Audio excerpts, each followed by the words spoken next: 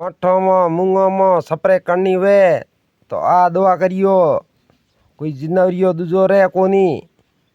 हर तरह का मठो में मूंगो में आ दवा करियो स्प्रे।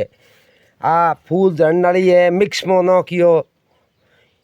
एक में 50 ग्राम, एक ढोलकी में 50 ग्राम नाखनी आ दवा।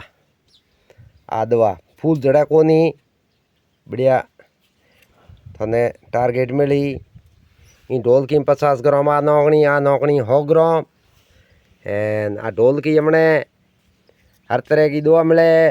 मठो में मूंगो में हर तरह की कोई भी मिर्चा में दूसरा में बैंगन में हर तरह का में दवाई काम आवे।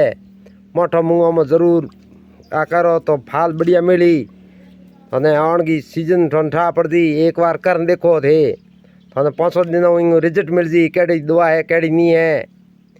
ठीक है कि जरूरत हुए तो सफर कर लियो।